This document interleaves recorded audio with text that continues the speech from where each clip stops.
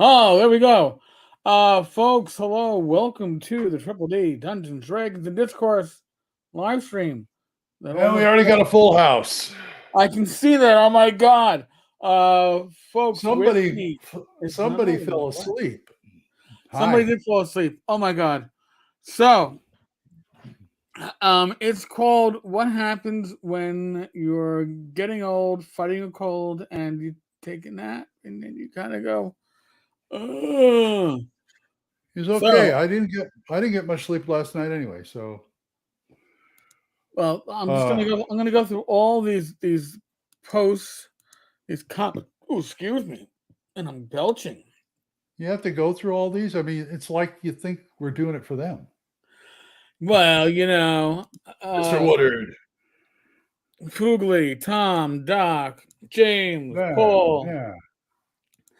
Wow. No, we weren't having drinks earlier. It would have been nice though, but no, it wasn't drinking. It was just pure exhaustion. Could have had some at the steakhouse, but I didn't. We went to lunch. It's Becky's birthday today. Well, happy birthday to Becky. Yes, we went to Saltgrass Steakhouse, and I ordered salmon. Well, that would be Rachel. Rachel doesn't really like steak, although she's had some good steak. Well, you have to give her really good steak. I just have to, it's the stomach thing, and fish goes down easier. Okay. Okay, Tammy, a clink for many reasons today. Yeah. There's always a good reason to clink. This is the YouTube premiere of my robe. You've got a premiere of your robe, sir. Yes. Very nice. This was an anniversary present. I've been asking for years for a robe, and I finally got one. And what's underneath? Arduin. Bloody Arduin. Yes. Ho ho! Oh, hee. Ho ho! We're all in there tonight. Oh my gosh! I didn't mean to leave everybody in suspense. By the way, thank you, Doc. I'm sure she'll appreciate that. I will tell her after the show. Yeah. Doc, oh wow, how novel! My browser has lost connection to my camera. Wonder how I fix that. I fix that by turning it back on. That was simple. Yeah. We are amazingly skilled here, folks. So please. StreamYard's trying to throw me a curve here. Yeah. Thank you. I take that as a compliment. My Thursday GM, he is now an ordained minister in the Church of Dudism. Dude. Which is recognized in this state, and he actually was able to perform a marriage ceremony. Did he dress like the dude when he was doing the marriage? I wasn't at the wedding, so I should have asked him. You should. That'd be very interesting. He says I look very dude-like. Well, I have this thing I have a hard floor in this room, yet I have to have one of those, those mats you put down. It's a very nice mat, but I don't see the point. Becky's like, oh, you're going to ruin it. You're going to ruin the floor. No, I'm not. This is hardwood. And it's just a friggin', but anyway, it does tie the room together. So it looks very nice, Glenn. Yes. Thank you. Thank you. Is that the new church of the SubGenius? No, I don't think so. No. This is the church of the unknown genius. It's like whatever, man. Whatever you want, man. Whatever you say, it's all right. I kind of like that. Nobody gets. It's funny when The Big Lebowski came out. A lot of people didn't get it. I read a Roger Ebert review, and it's like, this thing is like a long, shaggy dog story. And I watched it, and I got it. It's basically the Coen brothers satirizing hard-boiled detective fiction and film noir. Okay. Yeah, if you look at it that way, it makes more sense. You know, I haven't seen it in well over a decade, so I guess I probably should go back Same and here. rewatch it. Somebody like, I don't know, in the Midwest or outside of Broadway or something, somebody made a musical out of it. The dude. And it's like, I want to do it, and I want to be Walter. Just so I can say, shut the F up, Donnie. My goodness. So, my goodness. Halloween just passed. What can I say? I can do my Halloween just passed like stones. Oh no! We actually had a good turnout for Halloween. So Did you? We had two kids as police officers. We had costumes that stood out. Two that were army soldiers. We had a couple of Harry Potters, or variations thereof. One full knight. That was a really cool costume. Nice. Somebody that was going around like a Tyrannosaurus Rex with a blow up costume. So we had one of those this year. Yeah. We had like 2 sets of kids. That was it for the entire night. Oh my god! So if anybody wants some more candy, we were strong from about 3:30 to 6:30, nonstop. It was like less than an hour. And it was over. Oh wow! No, we finally called it when I was like, "All right, it's dark, it's cold, it's been 10 minutes since the last kids. We're going in." And then right after that, the doorbells rang. I was like, "Ignore it, done." But a lot of these kids were really polite this year. Yes, they were. They were very nice. And we had Donka in her hot dog costume. So one kid had a Mickey Mouse costume, a classic Mickey Mouse costume. I'm not talking about like the plastic mask and stuff. I'm talking to like, the ears, and he's got the shorts and everything. He was about 2 years old. It was the most adorable thing I've ever seen. Even with the tail, it was great. It was great. And did you read that meme on Facebook about the guy who's a lawyer who's taking his kids around for trick or treating? No. And this lady says, "Are you going to a party dressed as a lawyer?" He says, "No, I am a lawyer." She said, "Oh, you got to meet my kid. He's dressed up as a lawyer." And she went 2 houses over. "Come here, you got to meet this guy." And the kid, and he goes, "Well," he says to him, "Hello, counselor." I said, "Hello, counselor." He says, "Well, I just finished." The adult guy says, "I just finished defending a drunk driver today. What have you been up to?" "Oh, I'm not allowed to say." He says, "That's good. You're learning." And the kid says, "If you give me some candy, I'll give you advice." He said, "You're going to make a good lawyer."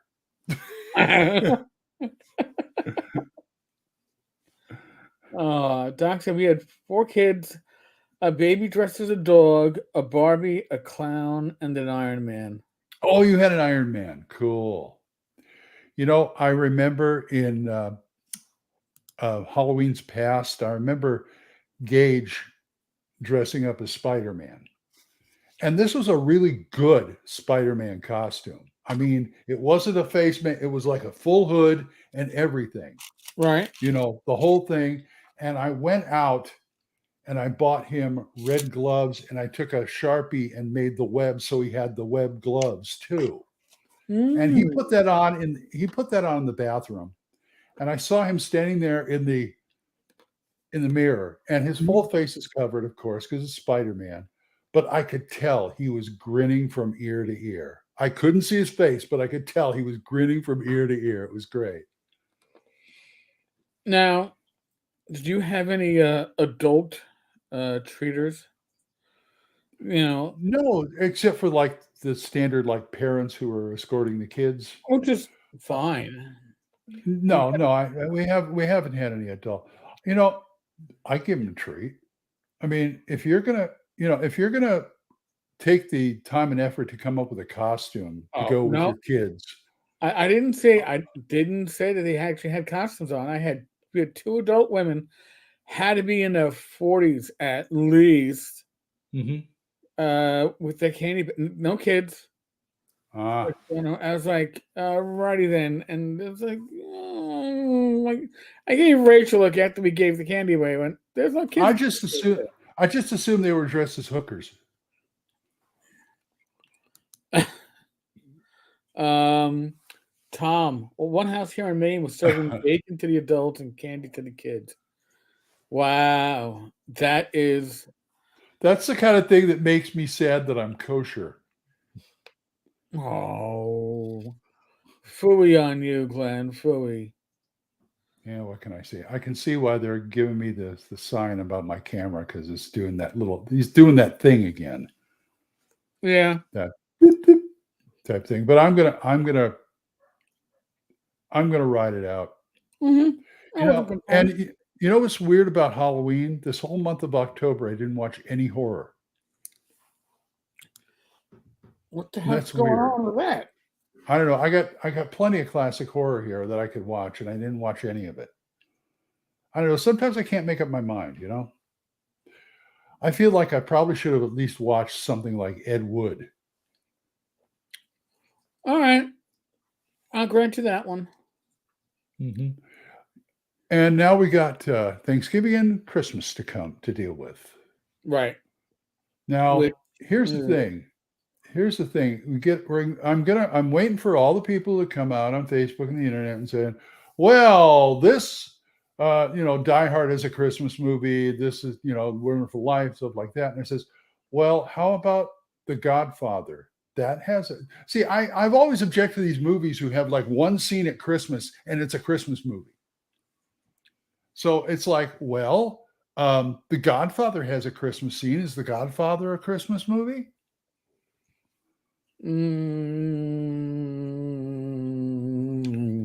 Did it come out around Christmas? I don't believe so. No. And then isn't that like the Home Alone reason? It's set during Christmas. Yeah, that's what I mean. If I've seen movies, one scene in Christmas. Oh, it's a Christmas movie. Come on.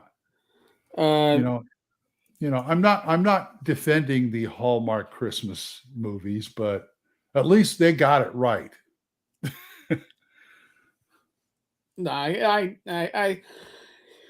It's a tough one. I understand why. I guess it's like even Die Hard. It's a Christmas movie. Why? Well, it's set during Christmas, and the good guys win. Oh well, I'll take that because it is Christmas is through the whole thing. I mean, it's the Christmas movie through the whole thing. But they're just sometimes they're just reaching. Yeah, on Christmas, I buy it. Yeah. Yeah, but that's why I say I bring up The Godfather and people go, huh? What do you mean? Well, Michael and Kay are coming out of the Radio City Music Hall during Christmas with Christmas presents. Tom Hagen is shopping for Christmas when they pick, when they pick him up and, that kind of thing. So the Wolfman, the Blob, Amazing Colossal Man on Halloween. Wow. That's quite a lineup. I kind of like it. I did watch a few episodes of the Twilight Zone, though. It's a good excuse to get into a little Twilight Zone. Okay. I think we watched nothing that was horror-like. Yeah. And coming up for Christmas this year, a while back, I replaced my Batman the Animated Series set with the Blu-ray set. So now I get to see on Blu-ray Christmas with the Joker. That's a good episode. That was his first episode. As in Mark Hamill or yeah. Oh, really? Okay. Yeah, Christmas with the Joker was his first one. And I love the subplot where Robin's trying to get Batman to watch It's a Wonderful Life. He says, I can never get past Batman. I can never get past the title. And finally, at the end of the episode, they're sitting down watching It's a Wonderful Life. You love it, Batman. Actually, Hamill does a great job as Joker when he did those. Oh yeah. I mean, you know, everybody who does Joker now has to live up to that. Yeah. All right. Season of the Witch with Ron Perlman and Nicolas Cage was terrible. It was. First off, it was a Nicolas Cage movie. So in general, most of them are not very good, but it's Nicolas Cage, so they're better than expected in some ways. Yes. No, go ahead. But Season of the Witch, you got to just enjoy the ride. Don't think too deeply. If you think too deeply, you find all the plot holes, and there are many. You know, I actually saw the original Left Behind, the first movie, the original one, in a theater with Becky because she kind of dragged me to it. Okay. And then I saw they remade it with Nicolas Cage doing a Christian movie. What? That might be worth looking at for novelty in itself. Well, I'm sure. And also the remake didn't have Kirk Cameron in it, which would make me happy. Can't stand that guy. Oopsie. Wow. Oopsie is right. It's funny with Nicolas Cage, so but go ahead. And I noticed on Facebook there's a place that I think I'm going to be getting this for Gage for Christmas, a Dice Advent Calendar. I wish I went down. I got it, I think. Well, it's Dice in miniatures. So this was advertised on Facebook, folks. Right. And it has the 5th edition D&D Player's Handbook artwork on it. And I ordered it, and I forgot about it, but I had the link still up, and then the link died. Well, the link died, I guess, because Hasbro Watchi got a wind of it and went, "This ain't fucking licensed."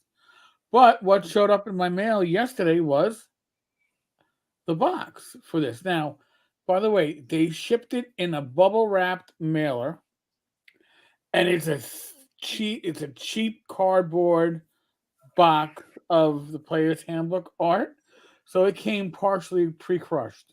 So just to aid in the opening, but I was like, when it arrived in the mail and I'm shaking the box, I'm like, wow, sounds like something broken here. I realized after I saw what it was, oh, it's got to be the dice and plastic minis. But yeah, I had to, so I had to. It's a novelty. Fugly did not need to know that Left Behind is what's the back of your underwear reads.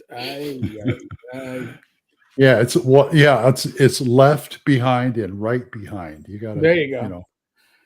At least it's not skid marks. Doc. Yeah, one in a row. Nick Cage is often the only thing worth watching in his movies. I saw one. Can't remember the name of it. He was a hitman, I believe, that had a hit job on him, like a CIA agent that was being taken out of the loop, and everything takes place in like this hotel. So the set itself was really cheap, but it wasn't a great movie. But because it was Nick Cage, it came to another level. Well, I'm glad I kind of glad he's in the Marvel Cinematic Universe because he was to me Ghost Rider.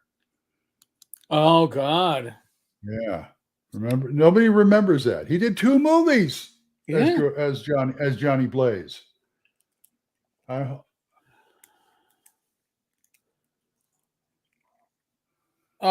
got stuck in the elevator with Ron Perlman. Ooh. Went from 0 to absolute panic in 4 seconds. Now, was that because you were with Ron Perlman? Was it just being stuck in the elevator? Or was somebody giving an elevator pitch? Oh, I'm Tutoro. an elevator for a pitch. Tom, did you see the new Watchi offering $100 for a deck of many things game prop, and they were calling it innovative? Did you see that this innovation was misprinted, and it's going to be delayed for a couple of months as they would ship or otherwise destroy the original run? Did you hear about that? Take that in your hat and smoke it. That in your Yeah. hat, the cat in the hat. I mean, listen, I think all of us who played AD&D back in the day know the deck of many things. Maybe you did it as a solo event in between adventures, and the reality is, nobody liked to use it as is in game because it would destroy your game or your campaign. It would just kill a PC. But if you played in the time, you probably made yourself a deck of many things from your regular playing card deck, and I would not Hey, pay it worked. $100. You are You know what they did? you're tripping. You're tripping, Glenn. It's fun. Yeah, I don't know why it does this. I'm almost tempted to go out and come back in. If you need to, I will. I will keep going through the comments until you return. I'll be right back. So let's see, Doc. 7 years ago, I was given a Scotch Advent calendar. That was fun. Well, a good whiskey one. Not Scotch is a little too harsh for me, but a good whiskey one would be a lot of fun. Maybe I have to look for that at my liquor store. Tom, laugh out loud bonus expo for Glenn with that left behind and right behind joke. That was kind of fun. Glenn, when he is on, he's like vaudeville. Vaudeville is in the house.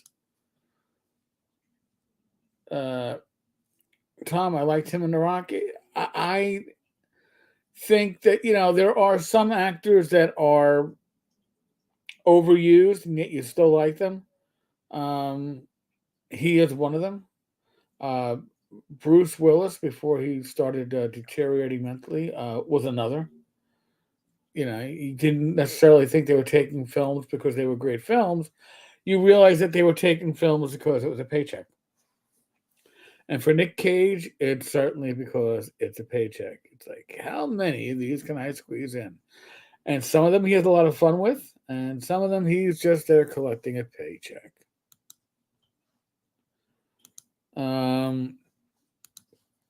Wow, so 8 people in the elevator with Ron Perlman. Ron Perlman's a big guy.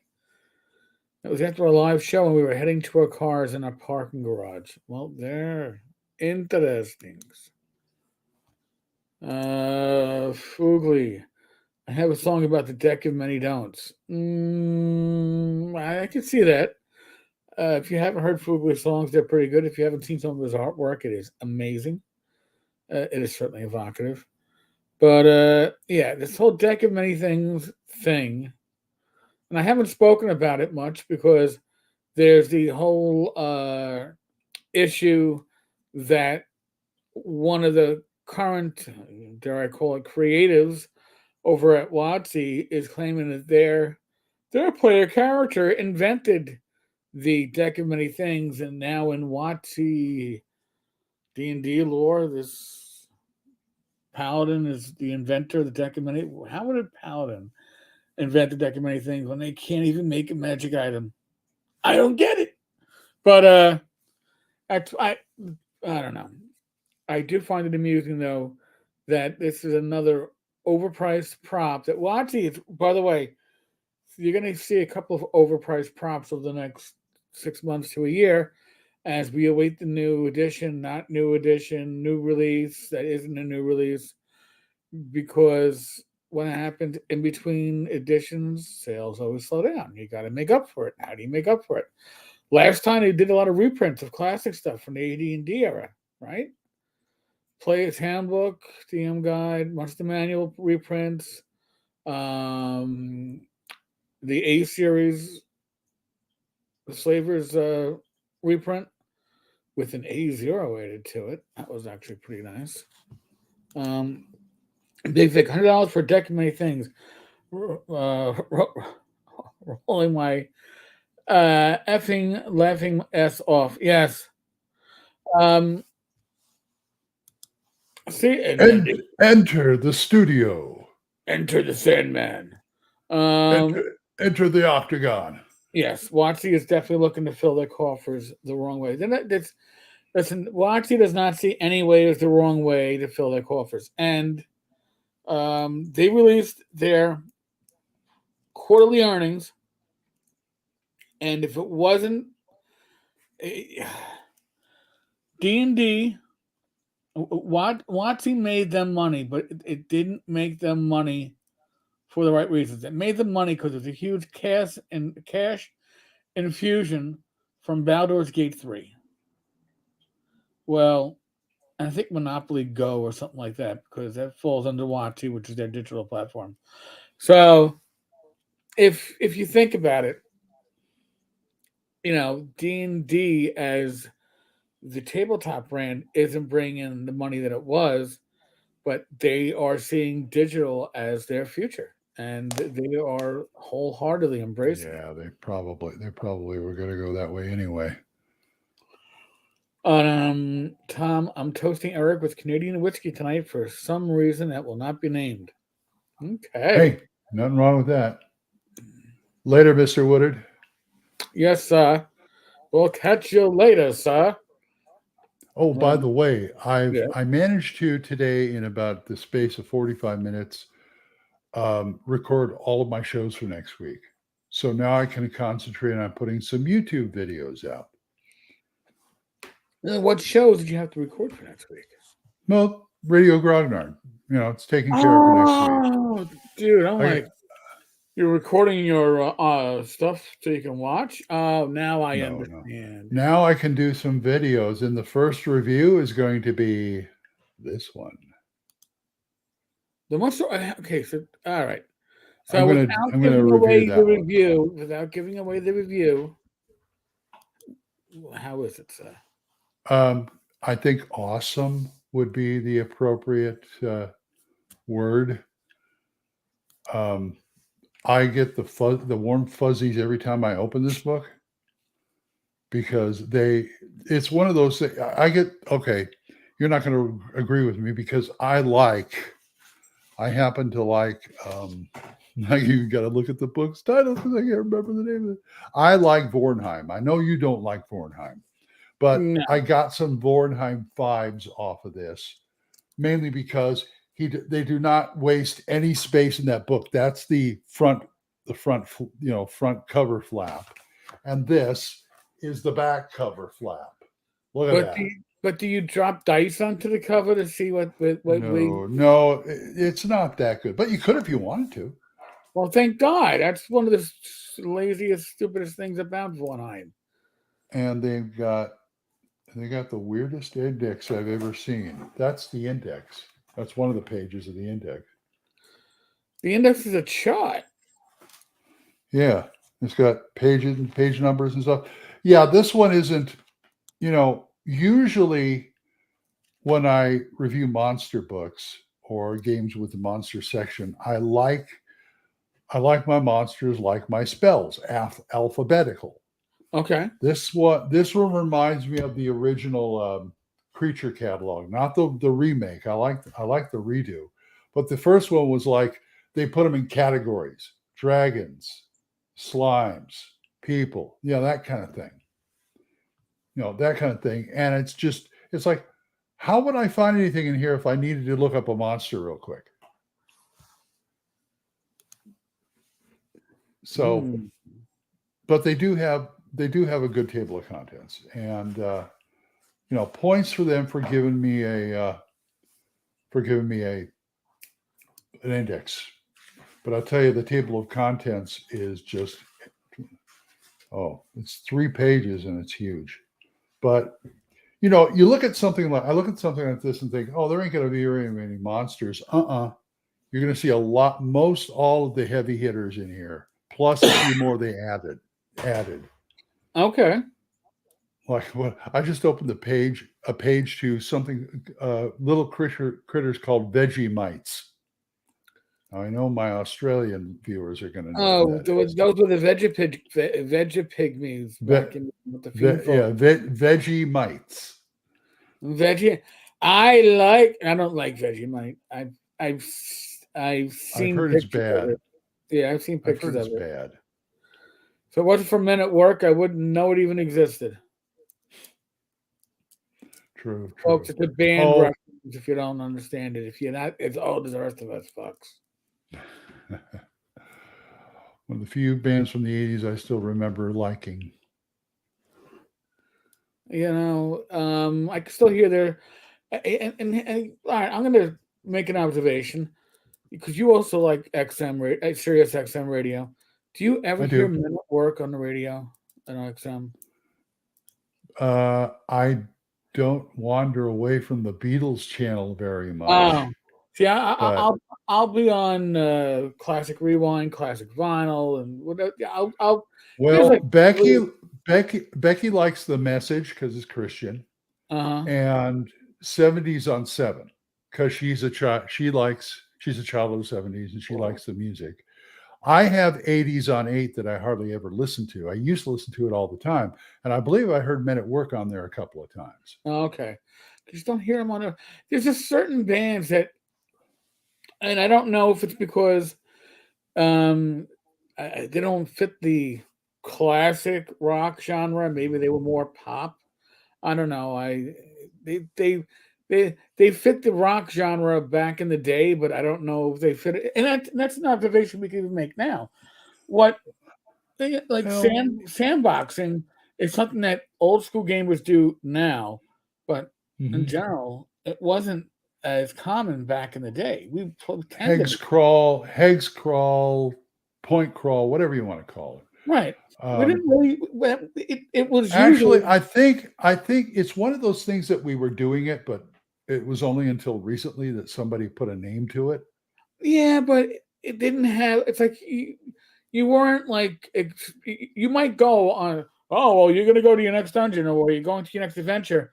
You went from point A to point B, and maybe there's an encounter, but you knew what your destination was. You weren't wandering the wilderness, just kind of finding new stuff.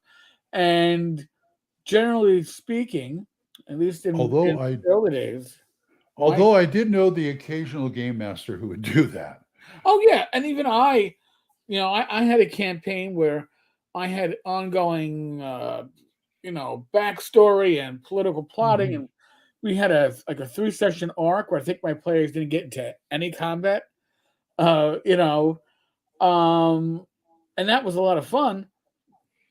But it was the rarity back in the late 70s and 80s to have a game of D&D. I'm specifically saying D&D that was not what I would now call episodic, where you finished your adventure the next day. All right, well, now here's my latest adventure. This is right from Dungeon Magazine. Or right from Dragon Magazine, or right from, because you were somewhere. You weren't generally building or weaving a connection between this stuff. But if you were playing RuneQuest, the RuneQuest material that you were buying was a sandbox as it was given to you. Pavis and Big Rubble was like a huge, sandbox. Which, when I ran that, I didn't realize. I was like, "Oh my god, this is a whole new experience to play." It was just what fit that game system in that setting, and then I was like, "Oh, this is something different I can do." You gotta excuse me, well, folks. I had a cold. I still have a set of Frog God's Hex Crawl Chronicles. Oh, that stuff is good. You ever crack one of those? It's like a whole section of their world, and here's some hexes with stuff in them. Plot hooks on the hoof. That was by Matt Slater. He also put out Nod as magazine scene. So that wasn't set, I don't think, in the Lost World, but it was a series that was put out by Frog God, Mm-hmm. or was it even Necromancer? I'm not sure which era it was. Whether it was the end of Necro or the beginning of Frog God. I do know that two of the series that I own are so lightly printed that you can barely make out the contents. It's like Wow. I can, it's like wow, that ink is really light. It's like the ink of the in my player's handbook, the Paladin in Hell. It's Mm-hmm. when they printed that page of the Paladin in Hell artwork. It's like they just ran out of ink, and it just got such a light tone going to it. I hope you got So, a discount on that. oh, please. Now I've got the Hexcrawl Chronicle. The series I wished I had from Frog God also would be the Saturday night specials. Those were very good. One of the Easter eggs in that, if you're on Facebook, Yuri Kula, I can't ever pronounce his last name, but Yuri, who's an Israeli and game creative, actually has one of the Saturday night specials. One of the ones that was put together by him, and there's another good series. You're funny. You're talking about some gems here, Glenn. Gems. Mm-hmm. This is the stuff I found on the Frog God table at my first North Texas. Really? And God, I had to buy them from Bad Mike later but God, I wanted them, but even they were $10 a piece, and even $10 a piece at that time was like Oh yeah, high price spread for me because I wanted the whole series. They have right. what, like 10 of them or something? Like I Uh, can't drop $100 on this stuff. I Of course, think if Bill was around, he'd have given it to me for 50, but then I'd spend another 50 for something else. He'd say, "Well, why don't I throw this in and put for 100?" Well, see now Hey, Mike. here's the person you could probably ask. I think the Saturday night specials were a series of 6, and the Hexcrawl Chronicles was 7. But I could be wrong. I think I'm missing one Hexcrawl Chronicle because I think they made it for Pathfinder and not Swords and Wizardry. Well, so Mike, you needed the show, but this was the show that almost wasn't because Tenkar was napping. Well, And why don't you join us since the Rangers already won and we can actually get your full attention this time? Man, you're getting smacked, tenderly smacked, Yeah, lovingly come smacked. Come on, you know you want it. Come on, get to it. Yeah. You're too chicken to show up in the show, aren't you? Would I turn on the gas if my friend Bad Mike was in the oven? You might, Rabbit. You might. Yeah. Oh, that reminds me of a really wrong joke. Hexcrawl Chronicles was 7. I was right. And Saturday Night Specials, Mike, how many was that? Was that 6? I remember 6, but I could be wrong. Bring me out, I'll tell you all about the frog. Oh, please. I'd love to hear about him. Okay. Hold Get that on. bad boy in here. Bad boys. What you gonna do? What you gonna do when they come for you? Bad Mike comes for you. Bad Mike. What you gonna do? What you gonna do when the con's for you?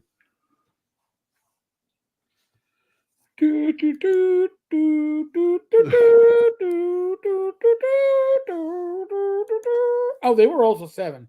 So I must be missing one of those. Okay. Sounds like he has some Frog God stories though.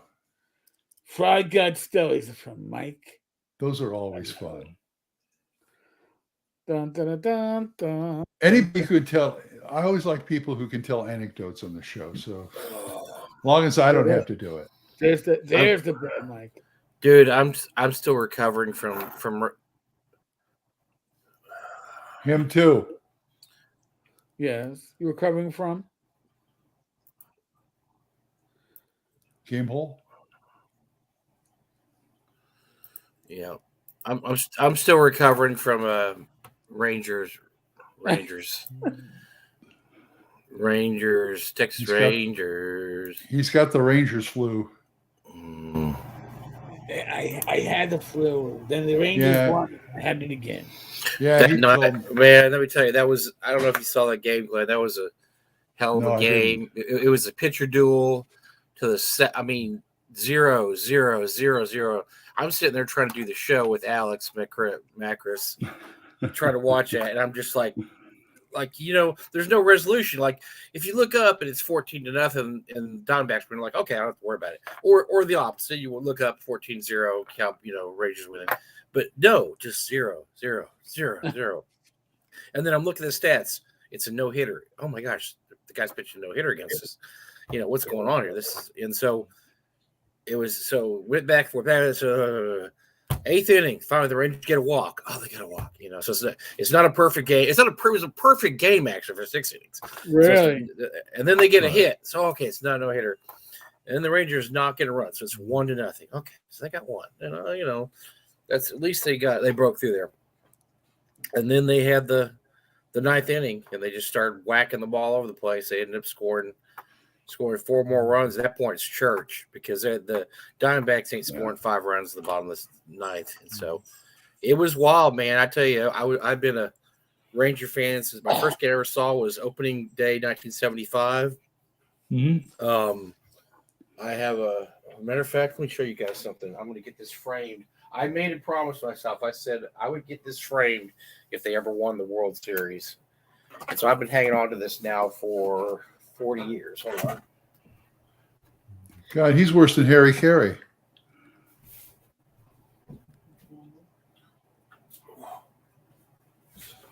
So opening day 1975. Rangers win. We walk in there, and they hand us all this poster. So there's a poster of all the players, and so that the year before, Billy Martin was our manager that year, 70-74. Oh, really? Yeah, he won manager of the year. Jenkins. So you guys got some Billy Ball too. Oh my God, Fergie Jenkins won comeback player of the year. He was 30-something years old. He won 25 games that year. Nobody wins 25 games this year. Nobody. Jeff Burrows, MVP, and Mike Hargrove, who later became manager of the Indians, I believe. He was rookie of the year. Wow, that was the post. They had that poster. Everybody walked through the door. Of course, I don't know what my brother did with his. He probably chewed it up and made a Speedo out of it. But I kept mine all these years. I said that, and I had it on my wall. It's got little pin marks. It was on my wall for years and years and years. And then finally, I just put it away. I said, you know what?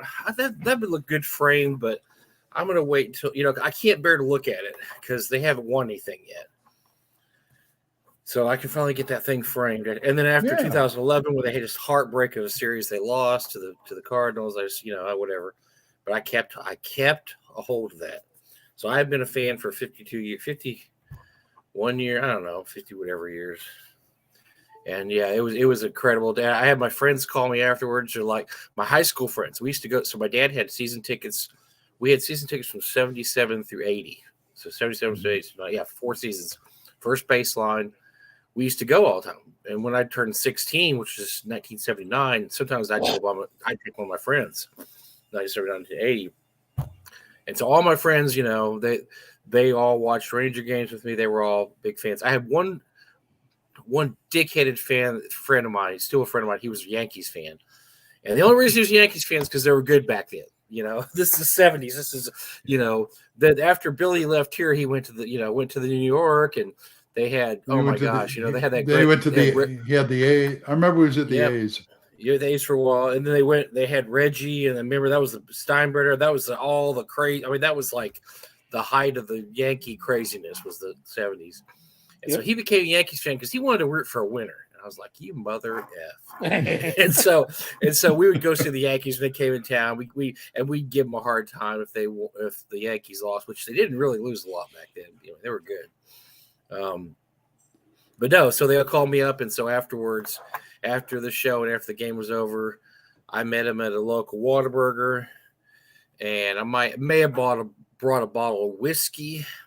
Now, I didn't bring the bottle of whiskey in the Whataburger because that's really not allowed.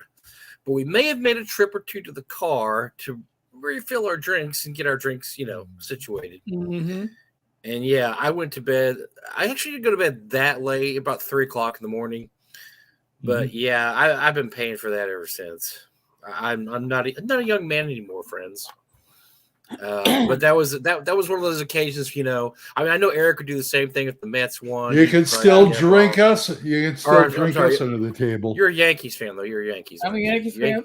Yeah. I go to Mets games, and I don't dislike the Mets. Sometimes you're a Yankees fan, you hate the Mets. No, when the Yankees-Mets World Series was going on, I was rooting for the Mets because those poor guys only won it twice. I mean, but I was also a Bronx cop, and I hated the detail in the Bronx. So I just end this game before it comes back. End this series before it comes back to the Bronx, please. Well, the Yankees now haven't won since like 2009, so you guys got a bit of a bad streak going there. Yeah. It used to be you were guaranteed to get into the playoffs. Oh gosh, every 4 or 5 years, yeah. So yeah, what Tammy said is true. And see, I try to tell my kids about sports loyalty and this is something me and Glenn and Eric all understand. When you had a team as a kid, that was your team. And you wore the cap and you watched them. It didn't matter if they were good, bad, or whatever. You just watched them, right? Because someday they're going to come through. Kids nowadays are totally different. And a lot of this is because of the NBA.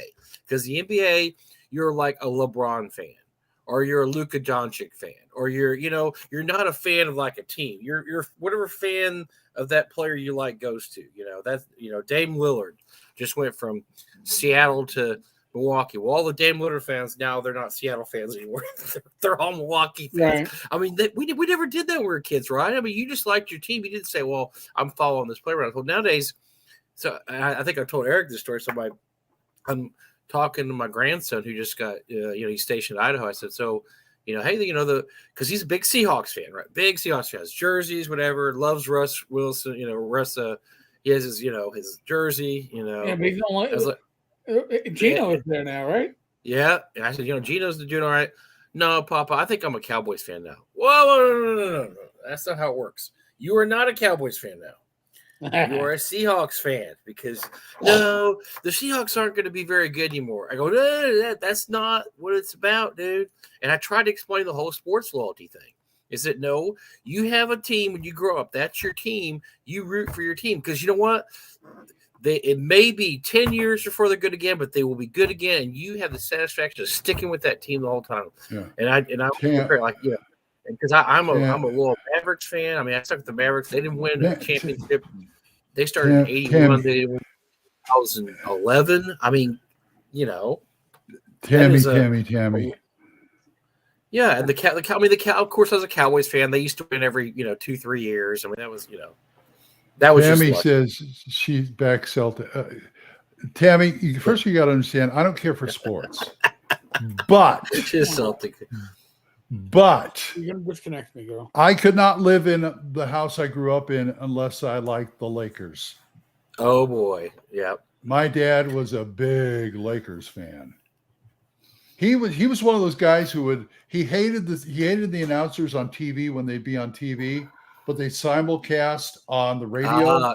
So he had a transit because like the radio, Chick Hearn was on the radio. Oh, and so he tuned in the radio, listened to Chick Hearn. Good old Chick. And watched the game on the TV. Yeah. So anyway, I'm sitting there. Baby. You could, I keep telling people when it comes in and it may, maybe you die without it coming in. I'm looking at all the Cubs fans. Didn't the Cubs win like in 1908? Didn't win again until something like it's that. like 10 years ago or something. I mean, Sox fans, right? Red Sox, same way. They won way back in 1911 or something. But you just got to stick with it. And I just it's so much Magic Johnson than if you're a bandwagon fan. I hate those damn bandwagon fans. Oh yeah, I've been a Jets fan since I was 13, 14. And you go, the Jets. Yeah, that's a good one. The Jets have never done very good when I've been a fan, but that's okay. Because you just, you take the wins for the wins they are, and they make the playoffs. But you know what, Eric? So nobody picked the Rangers to go to the World Series this year.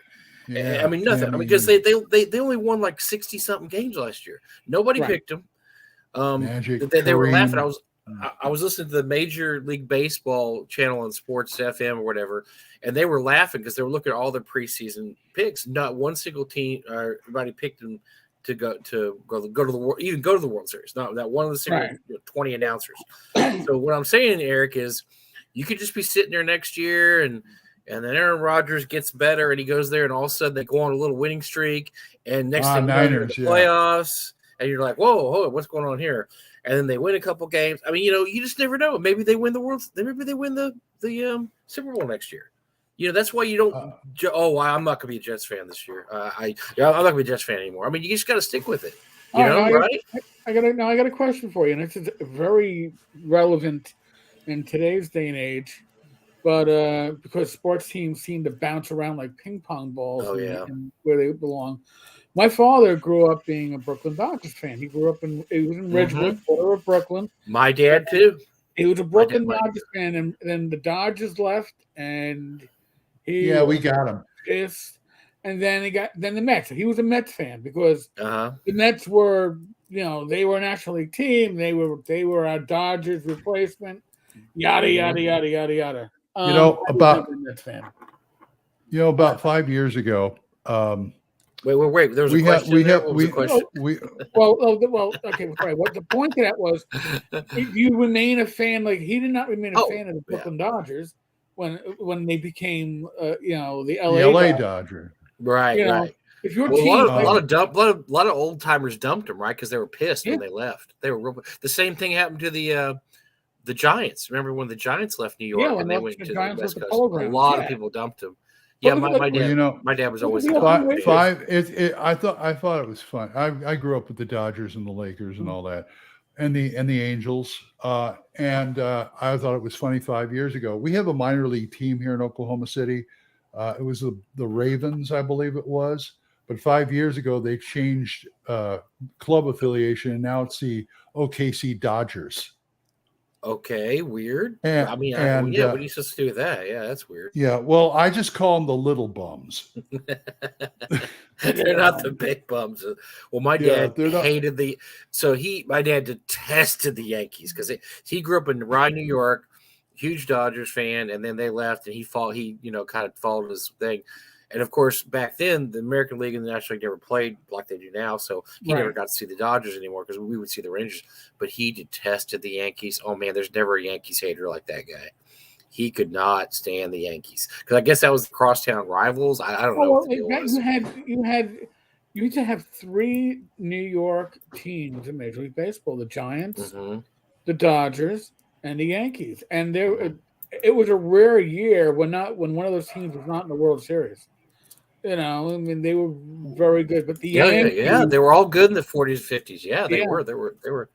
And then now, for those who don't know, the Mets didn't come around to the 60s, and they were god awful their first years. And then they won a World Series like in 69 or 70. I mean, they made against the World Series of 73, I think. Yeah.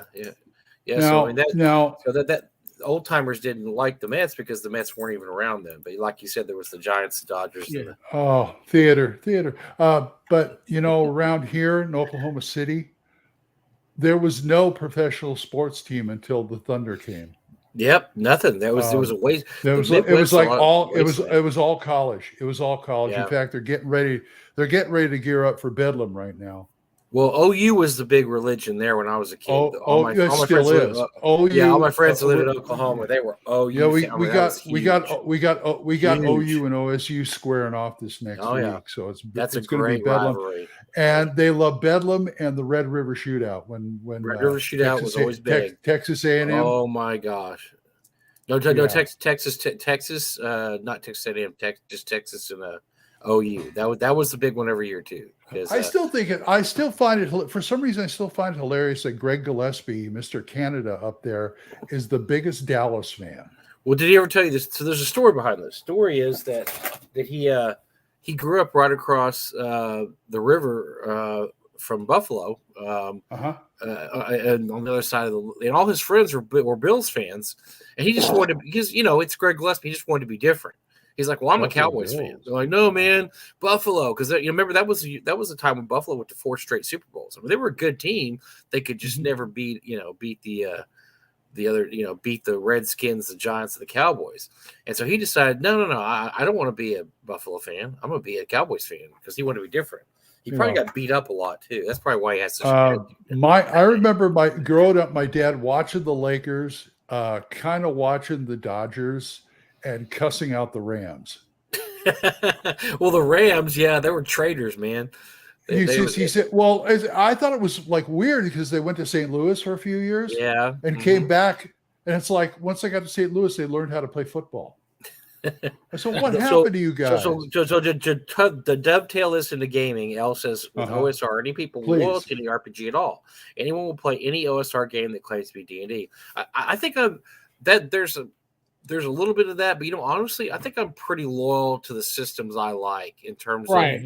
All my games end up either being 1E, 2E, or BX. It really, and as much as I like Swords of Wizardry, I've never run a Swords of Wizardry campaign. I've played Swords of Wizardry games, but the only campaigns I've ever run have been for 1E, 2E, and BX. That's the only rule system. I did a Swords of Wizardry campaign. It was fun, but then again, I just felt like I was playing D&D. So, same difference. If you know what you're doing, right? It's all kind of the same deal. I mean, I think we're going to be gearing up after this 5e for this next on the Monday game. I think we're going to be gearing up to doing a little Hyperborea, which is right in the 1e wheelhouse right there. I love so much about Hyperborea. It's such a I love me some Hyperborea. Well, it's just I love this aspect, and Crypts and things did the same thing with Swords of Wizardry. I like the aspect of you're a human because all these other things are creepy. Elves are creepy. Right. Dwarves are creepy. Other race. Everything's creepy. They're like monsters too. They're not. Stuff comes down from the stars. It's creepy. Yeah. Yeah. You're human, man, because humans. That's all you can count on, or other humans, not half elves or orcs or whatever the hell else is going on around here. You can only count on humans, damn it. I missed what Tammy said, but that's all right. But she said our son Millennial loves 5e. Okay. I think what you learned you love. Yeah, that's very true because I see the old timers now going, oh yeah, my first one was 2E, and I go, huh? What? 2E? Oh God, do I feel old? Yeah, there's still a few people around that grew up on White Box. They're older than us, though. There's nothing wrong with it. That's why White Box still sells. That's why there's clones of it, and all kinds of things. Swords of Wizardry hasn't hurt too much. They're doing White Box. The problem is White Box was, and I'll say this as an old school fan, White Box is a horrible rule system, absolutely horrendous. But unless you're playing White Box, one of the current White Box. Yeah, if you're playing one of the retro clones, they do it right. That's what Swords of Wizardry does. A few others do. But yeah, you couldn't play that damn game out of the box. It was a mess, absolute freaking mess. And so, now what we have is so much. That is the one thing I like about retro clones is like, what if your favorite system actually had an index? or was arranged where you could actually find things in the book. Because Talanian finally got the clue. I remember flipping through my old first edition player's handbook, back, forth, up, down, because you're always looking for something, and there was no index to that damn book, and you just having to flip through there, and you just sort of remembered it's by this piece of artwork or it's by that page, and you would flip up and down, and the Dungeon Master's guy was worse. So, yeah, well, yeah. But Dungeon Master, DMG's for perusing. You're right. That's true. Flint has an interesting point. I'm going to probably put a few holes in it. That may be true, but many of us were loyal to Gary or Arneson, players, coaches for these genres, for these games. I think players are loyal to systems rather than companies. Yes, but listen, we didn't have social media back then. You only got the news that was released by the companies. When Gary got kicked from Watchi, and I came in 79, 80, so I came in with AD&D. All right, so I knew nothing about Dave Arneson because there was nothing to know. And when Gary got kicked from TSR, all you knew was he went from being on like the masthead of Dragon to not being on the masthead of Dragon. We had no clue what happened, not a clue, and we wouldn't know until the internet came around years later, and you could talk to people and like, oh yeah, this is why he got fired. Like, oh, we didn't know that story. Right, so we didn't know. Right. And So do you feel those today- games are just replacing? Funny you should ask. Those they're are games printed just on better replacing. paper these days. I will tell you that much. Well, it could be, but I mean, you think about it, that system that they came up with was just like it was AD&D with the serial numbers filed off. Yeah, Pretty much. I mean, Your characters have hits to kill. Oh, you mean hit points? Yeah.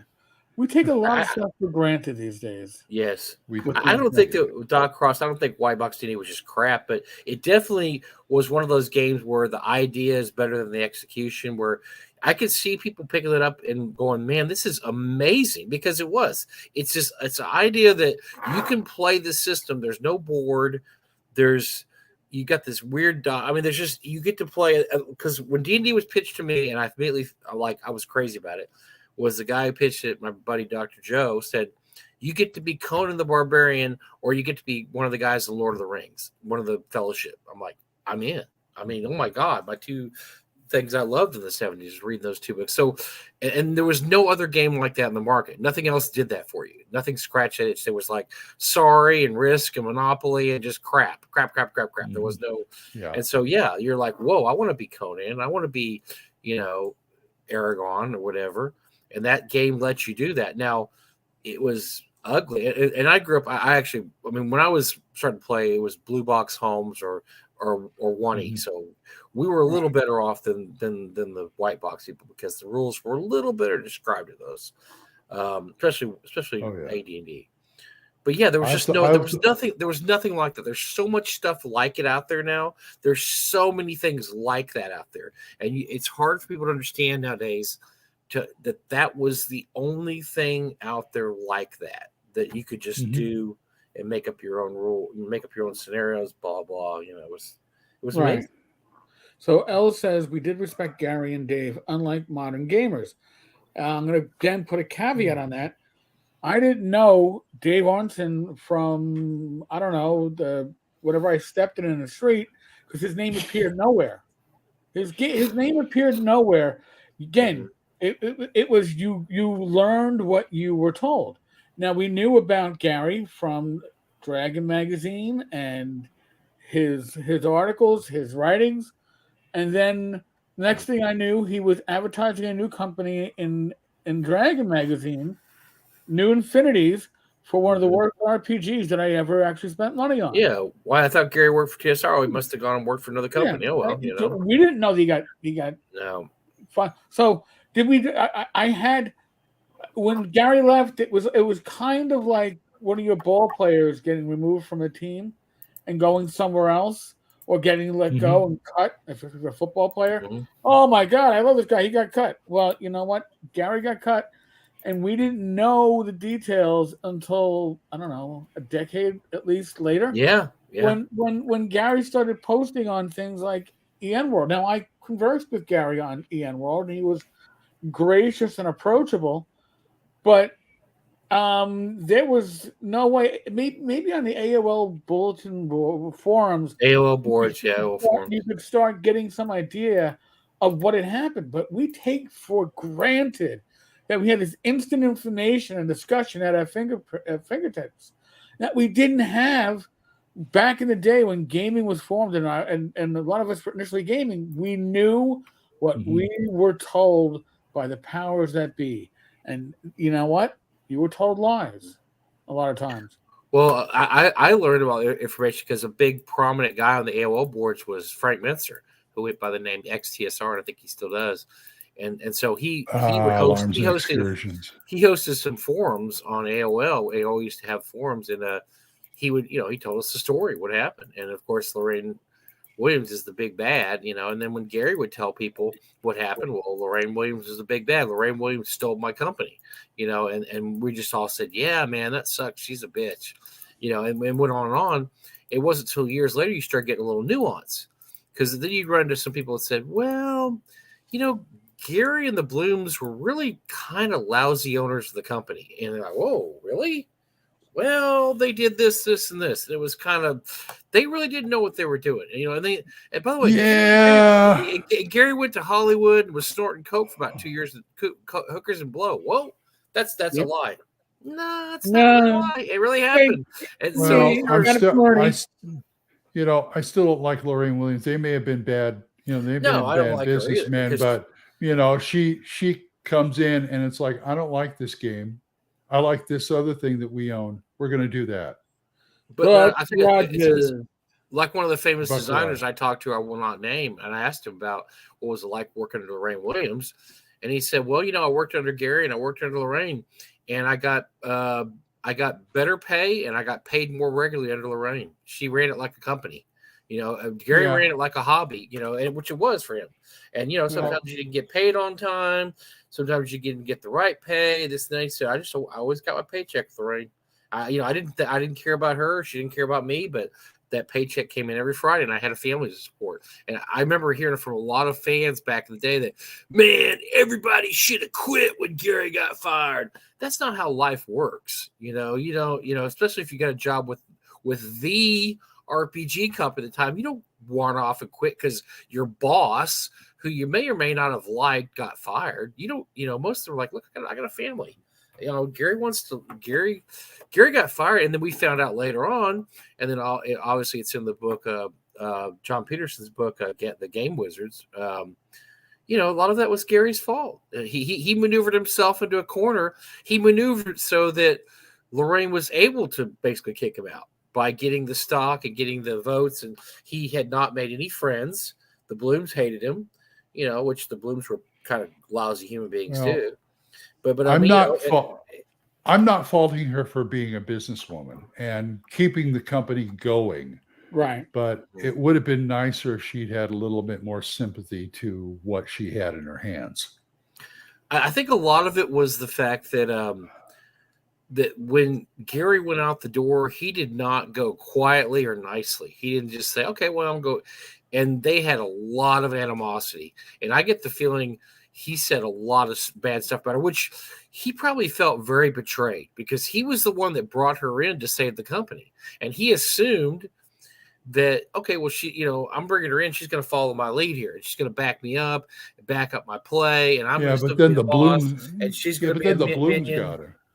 Well, yeah. Well, then she started looking around, and for what everybody, what John Peterson said, she said, this company is run like garbage. And the guy at the top is Gary. I mean, this company is being run really badly. It could probably make some money, but Gary just doesn't know what he's doing. And so she maneuvered, around, and of course looked at the Blooms and said, God, these guys are jokers too. They don't know what they're doing, and got rid of the Blooms and Gary in one fell swoop. Said, okay, I'm just gonna buy everybody's stock.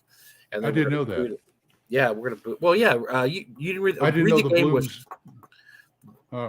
So what she did was there was in there. So she ended up getting stock enough to where she controlled the company, and she did that by buying out the Blooms. Gary didn't have the money. Gary would have bought out the Blooms years earlier if he could have.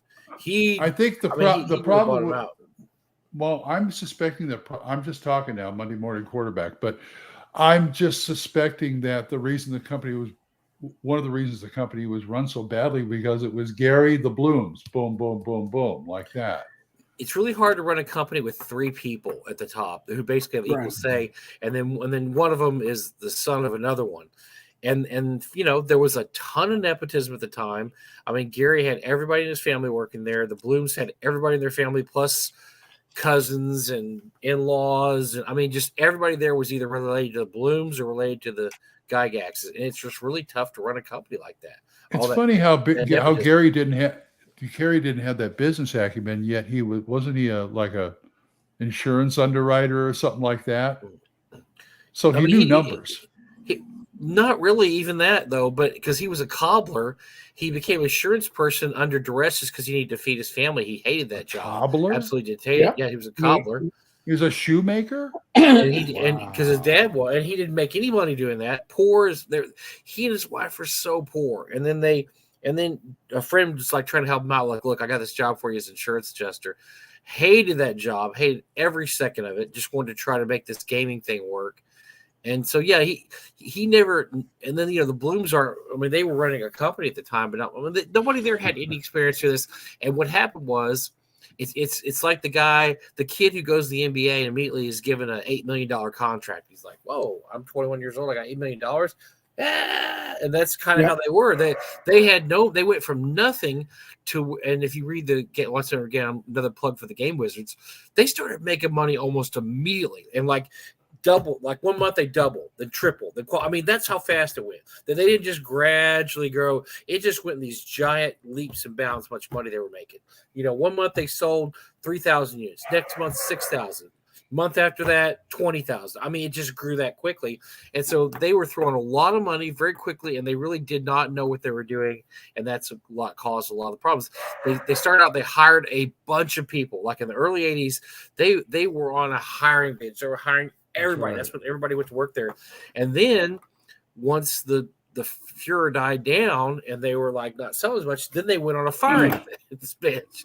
And they I know there was laying everybody off. It was almost a joke, like every year. Oh, Christmas is coming! Time for the layoffs.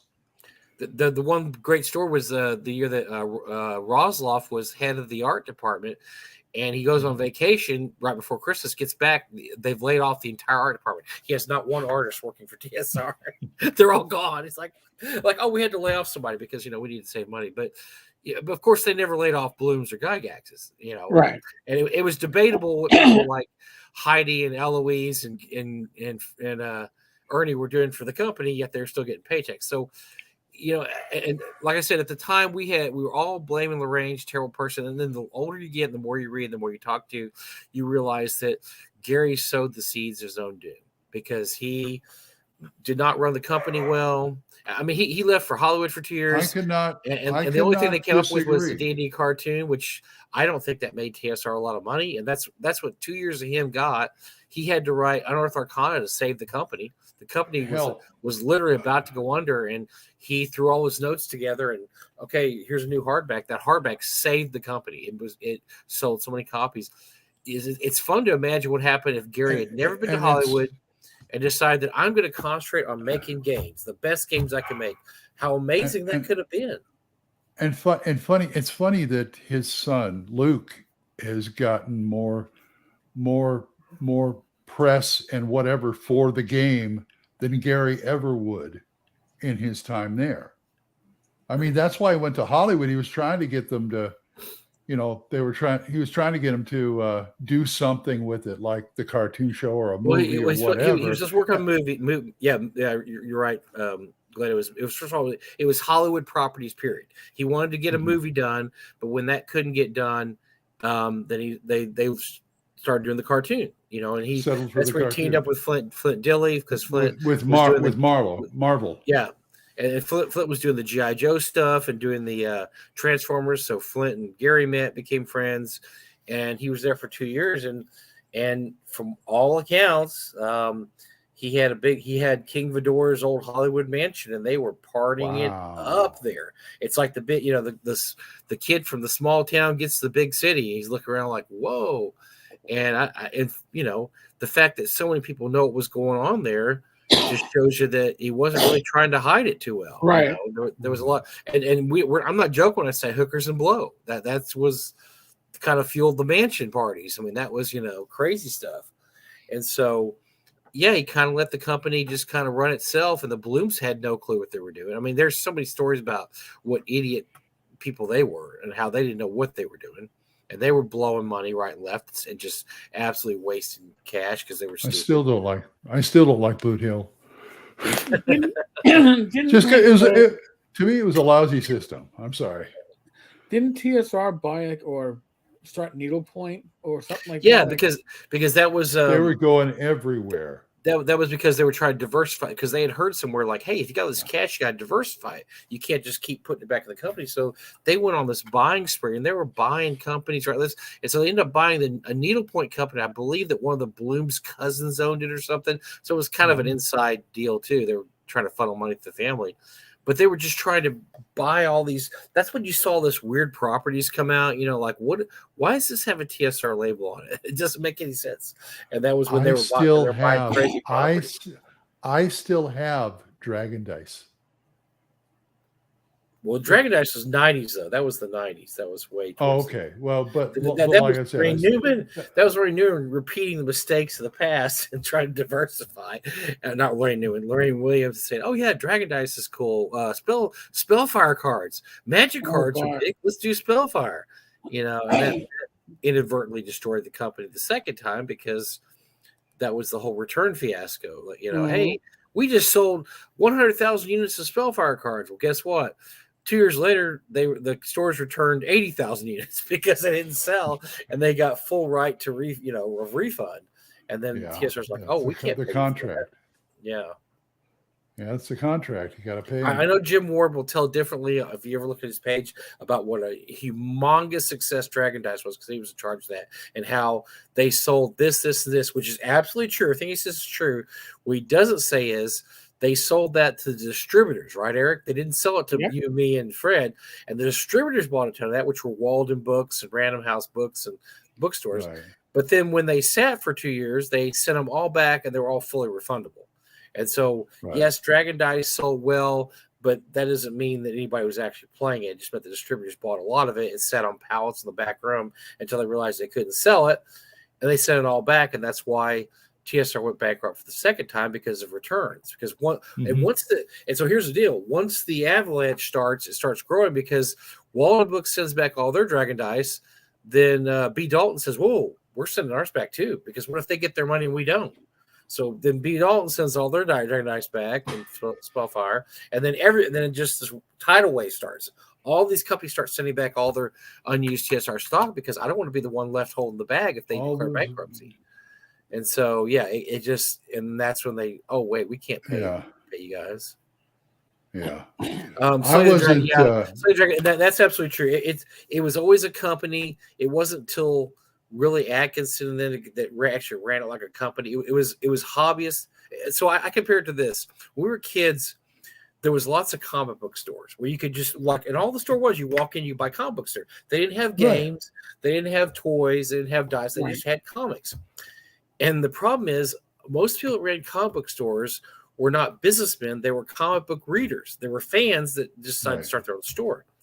Once you got into the 90s and started becoming a business, they all went out of business. And everybody always lamented, "Oh man, it's really sad that comic book stores are going out of business." No. They're going out of business because the people who own them are not businessmen. They're fans. They didn't understand you had to start diversifying. Look at our buddy David Donahue that comes to the con every year. And by the way, I'll see him next week at Long Con. I love that guy. You walk in his store, he's got toys, he's got dice, he's got cards, you can't just sell one thing anymore. And that's the problem is you had all these people that were just hobbyists that thought they could start a store. Well, the same thing, look at who ran TSR. It was Gary and the Blooms, and all they were people who enjoyed playing. They were hobbyists. They were not good businessmen. And Lorraine Williams, for all the money she had, she wasn't a good businessman either. She, it just shows you how powerful that RPG train was. And another thing is that James Louder told me, who was an author that worked at TSR for many, many years. There was many years in the late 80s and early 90s when the book selling division saved the entire company. Oh, yeah. They were turning out those novels. Yeah. They were selling so much of the Moonshade. People don't realize, like the Moonshade trilogy, which is not a very well-written trilogy by Douglas Niles, but it was the first trilogy. That went through it went through 18 printings. I mean, imagine that. Driz saved their butt. Yes. How many printings did those books go through? I mean, those were basically the money makers for the company from 89 through like about 94. Was the and that's why there was so many. Remember how many books there were on the shelf of TSRs at one point? I mean, you had all these series. You had Dragonlance. You had Planescape series. You even had a Spelljammer series. I mean, it was crazy. There was so many TSR novels out there, and so then you get some of the winners like the All My Children role playing board game. Once again, mistake. But diversify. We're going to diversify. We're going to do a Rocky and Bullwinkle game and that's a good game. Remember a Cheers? They did a Cheers game. They did. Oh, I didn't know that. I want a copy of the I want a copy of the Honeymooners board. Yep, I want a copy of that one. And none of those sold. I can never find one. we talked to the employees that used to work there. None of those sold, but they just went ahead and did it anyway. That's pretty poor market research. I'll say that. Yeah. And then Lorraine Williams trying to make herself some extra cash and go, hey, we need a Buck Rogers game. No, you didn't. You did that because you got all the royalties. All the royalties went straight to your house. The Buck Rogers game. So, which, by the way, I understand it's not a bad game. People who played it looked at the rules. It's just that there was nobody was asking for that. That's not something people actually wanted at the time. My friend, I got a friend, Bruce, who's been working on a Andy Griffith Show board game. And I said, well, look at the Honeymooners board game. Look at the Rocky and Bullwinkle board game. I'm not sure if that's what you want to do. Yeah, your audience is pretty niche. Yeah. I would buy it, but I don't know about anybody else. With the Buck Rogers property, they actually put out a Sega Genesis game for it. And I got to say, now, of all the... By the way, they put out two gold box. Buck Rogers games. Yeah, they put out a Dark Sun one, I think, too, at the time. Yeah. I think SSI's gold boxes saved their butts, too. No, but prior to that. But the Buck Rogers game was the only D&D powered 2E or 1E game that I actually finished without having to cheat and get like a guidebook to, which probably tells you that the storyline wasn't all that difficult. I don't think it was. Yeah. It was written to be hard. I was like, I finished it. Oh my god! Those gold box games were pretty good. They were all really good. They were very well written. All the gold box games. So they're right. The Rocky Bowl game, if you're ever at a con and you get Zeb Cook alone, try to get him to tell you the Rocky and Bullwinkle story. It is freaking hilarious. You'll be on the floor laughing about how that game was created and what they had to go through to do it. It is so hilarious. And I won't tell it here because it's a long story, but we'll tell it sometime. But yeah, get Zeb to tell you the Rocky and Bullwinkle story. I'll still play it. I'll still play it, puppets and all. I mean, because they were literally he and I can't remember who his partner of the project was. Here's their instructions: make a game based on Rocky and Bullwinkle. What? Well, we bought this property and now we got to make a game, or we want the rights to this property. Make a game based on it. And that was the instruction they were given. Then they were told, well, you need to watch every episode of Rocky and Bullwinkle. This is the days before VHS's collections on DVD, whatever. Right. They were flown to the Museum of Television in New York City, where they have like every episode of every show ever made on microfiche or tape. You could sit in a booth, put a thing on and listen to it. And they did back in the 80s too. But they were only given 3 days to do this. They were only given 3 days. Wow. So they had to sit there and watch Oh my god, Rocky and Bullwinkle 8 hours a day for like 2 or 3 days. And then come back to the hotel room like, And then after 2 days, they hated Rocky and Bullwinkle because they had just watched the episodes over and over. I've got the whole series if they ever want to watch it again. So it's hilarious, man. So yeah, get them to tell you the story. It's a great story, but that's back when they just were getting these properties, trying to diversify. They wanted, so there's still a little bit of guilt on the part of RPG gamers where they in the back of their mind want to be legitimate gamers, and they thought, if we ever create a legitimate board game like Monopoly or Sorry or something like that, we would be rich beyond our wildest dreams. And so they kept trying to hit that mark, even though they already had this property that was properly run, would make millions of dollars. They kept wanting to try to do a board game, and they just couldn't hit that formula, which is hard to do, right? I mean, it's hard to get that formula as it is. Oh, yeah. I mean, look at all these companies cranking out board games trying to hit the mark. Yeah. And like 1 in every 10 do it. And board games are so much better now. They're just amazing now. So, yeah, as good as board games are now, it's just, it's hard to break in. Imagine back then when they're, like I said, they were just recycling. I mean, what's a honeymooners game? I've never even read the rules to that. I don't know how you do it. I haven't either, but I'm a big honeymooners fan. That's why I want one. I mean, how does the Cheers game? Now, I played the All My Children game. It's a fun. That's actually a fun game. Very fun game. Is it? You yeah, it's played in tandem with the Dallas role playing game. But it's just it was just a company that just kept. It wasn't until Atkinson bought them that they got a purpose in mind, because this guy knew what he was doing. He came up with magic cards. And then they just started saying, we're going to be an actual RPG. We're not going to be ashamed of being an RPG company. We're going to put out good RPGs. And then the OGL, which was a brilliant idea. Yes, it was. That's one of the few things about 3.5 that came out of it. Yeah. And so, and then things ever since then, it's just been a juggernaut, because they finally got, after the first 20 years, nobody knew what the hell they were doing. They finally got people running it that knew how to run a company and knew how to run a game company. I remember when Wizards. Guess what, Eric? They're full circle now, Eric. They're back to having people that have no clue how to run a game. Yeah, you're right. Did you? What was it? The Wizards bought them, and then was it within the year or 2 years, they sold out to Hasbro. They sold to Hasbro, and I kept going, don't.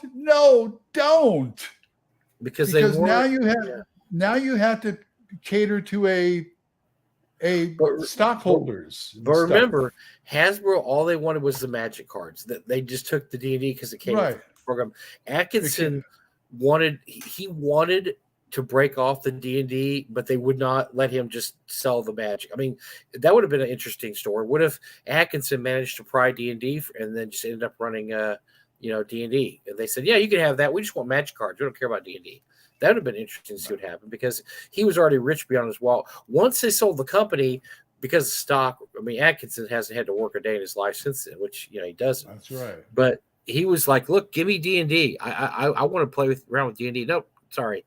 That's part of the deal, And so, they really wanted the magic cards. They bought that. And, and obviously the company has made a lot of money since then. So, Yeah, but once they started have to kowtow to stockholders, then that's it for D&D. That was like, this is the beginning of the end right here. And how about now and Eric and I talk about this in the show on Talking Crit, by the way, every Wednesday night at 7 p.m. Central, Talking Crit, about how everybody that working there, there's no more gaming people making gaming decisions anymore. It's all Microsoft and Amazon employees, who they know how microtransactions work. They know how, things that they don't know how. None of them, look, they may brag and say, yeah, I played D&D once when I was 13 with my older brother, or I was run a game by, somebody last year at the con. They don't play D&D. They are not role-playing gamers. They're business suits who look at D&D as a property they own, and how the best to monetize it. They have no clue how it plays. They have no clue about the fan base. They're as bad as Lorraine Williams was. They really are, Eric. I mean, don't you? And I mean, that's my opinion. And another Lorraine is running it. Yeah, I love when you bring that up, because I always forget that. Well, another Williams is running it. I always say don't let Watchi be run by anybody named Lorraine. Lorraine Williams. Now it's a Cindy Williams, right? Yeah, just no Williams. No Williams. Yeah. No Williams. Do not let a Williams run this company. Yeah. But they're run by a bunch of people who have no clue they know how Microsoft games do microtransactions. That makes us a lot of money. We could do that with D&D, right? If we brought it online. They know, they know how video games work, because, hey, we do video games. They have no clue how RPGs work. They have no experience in RPGs, and that's why we're seeing the issues we're seeing now. They don't care. Because once again, how are they making money? Magic cards. Magic's making all the money. You can't make it. I mean, that's the way it was before they got bought. So who knows that if Wizards stayed the same their own company, they probably would have done it too. I mean, the great thing about the way things stand now is we don't need Watchi anymore, and we never will need Watchi ever again. Because there's so many retro clones out now. We have Creative Commons now. We have the OGL now. There's so many ways of playing fantasy RPGs. We don't need Watchi anymore. And I know people and Eric and I, we give them a hard time. We rip on them all the time. This week in gaming, stupid. But we could really care less what they do. I mean, it really doesn't matter what they do because it doesn't. Them being successful will help the industry on a whole.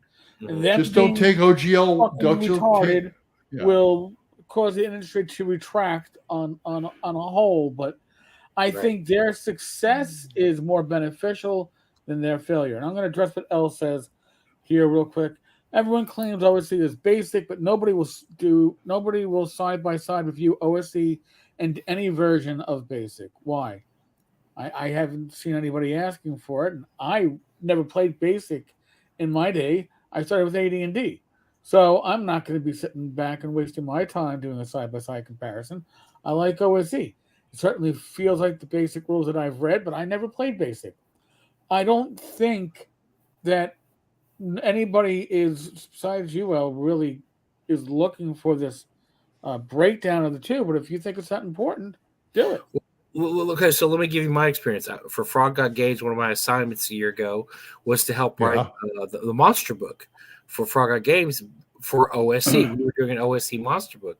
And so I had to take Aid Smith look, Aid Smith is awesome. Aid Smith did like 95% of the work. I just did some work. But pretty much the OSC monsters, we used basic D&D monsters and turn them into OSC. I mean, they're very compatible. It's pretty much the same thing. We use the same conventions to make the OSC monsters as you would to make a basic expert monster. So it was the same. It was the same system. So. Oh yeah, I don't know what the question is. I don't understand what the question is here. BSC is basically BX. Yes, it is. BSC is OSC is BX. I know nobody's going to do a side-by-side comparison unless A, there's a demand for it, and I've never seen anybody ask for it, and B, I don't care because I'm not a basic player. Kevin makes a very good point. Well, you're a son. As long as Watchi was a small part of Hasbro's business compared to Monopoly and Clue. Now that they have to keep Hasbro afloat, they're just cranking out product for quick cash. Well, there's a mistake there. They don't have to keep Watchi afloat. Magic still makes money in Pokemon to degrees. I mean, it's not like Magic makes double what D&D does. It makes 10 times what that is still the cash cow for the company. It's not there to keep them afloat. They're different divisions of the company. Hasbro. And also, remember, Hasbro still publishes so many traditional games that old families still buy that I don't play anymore and you don't play anymore. But, these are classic games like Life and, all those games we grew up with. Yeah, they still publish all that. Those they do tons of money. If you went over Hasbro's third quarter earnings, what's keeping Hasbro in a profit right now is the basically Baldur's Gate 3.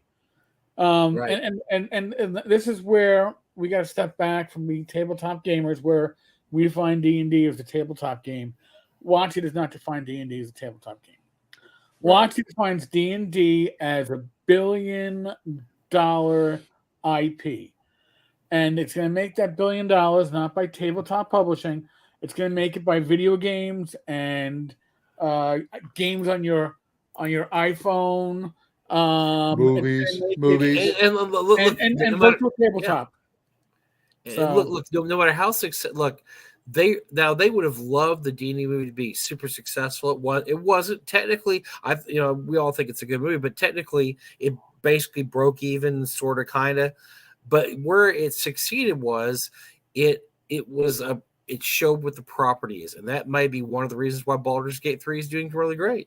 Maybe somebody who'd never played D&D before, because when did the other Baldur's Gates come out? 20 years ago? I mean, it's been a while since Baldur's Gate came out.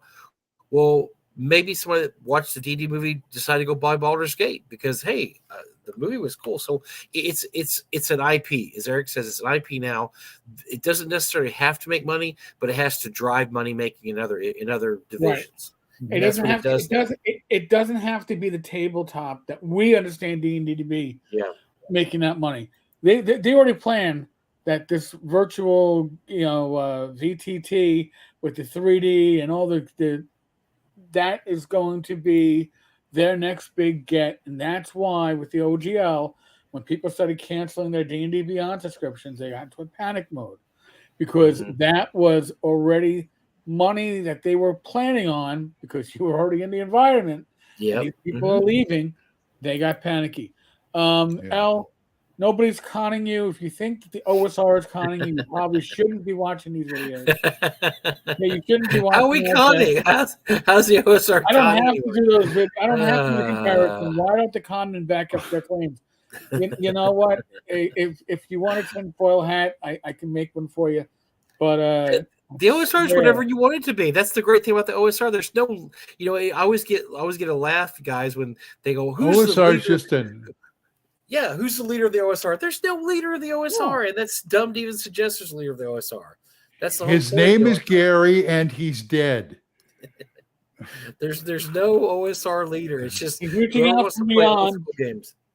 Gary, I think he's frozen right next to Walt Disney.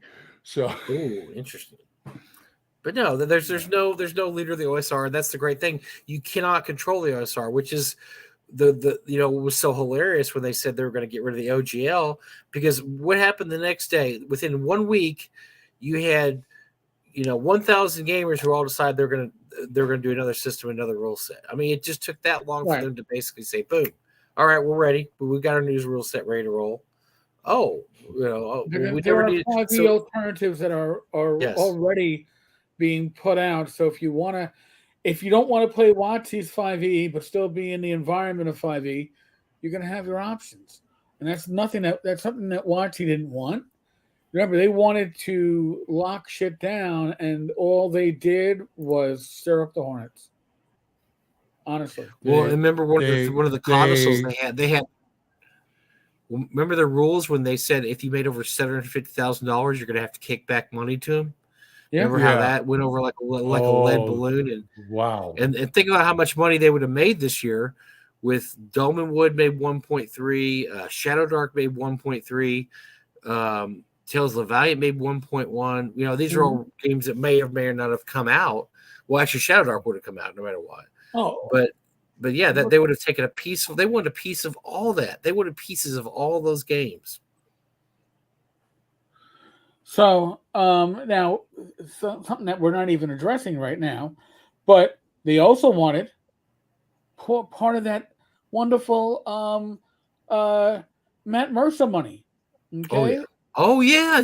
Just don't forget that. So now they're coming out with their own video channel on Amazon Freeverse. And their own game too. Their own sessions, their own virtual DD.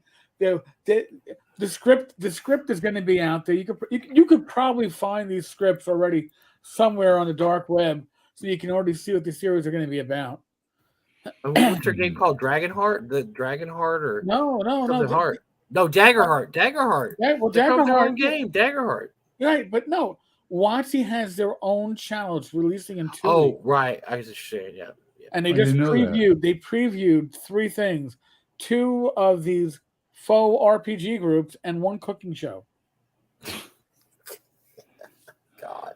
And so, listen, they want the money that somebody else is making, and they feel this should be theirs. And I personally think they're going to lose, but I don't know. Well, I think they proved they really know how to crap in their own nest. We already had Bloodworth on a Friday night a couple of weeks ago. Hey, what about chopped liver? No, what about Bad Mike? What about Bad Mike? The random party generator. He came in as a guest. Says notice okay. Matthew Lillard is in every D&D show. El says, by the way, I met Matthew Lillard at last month's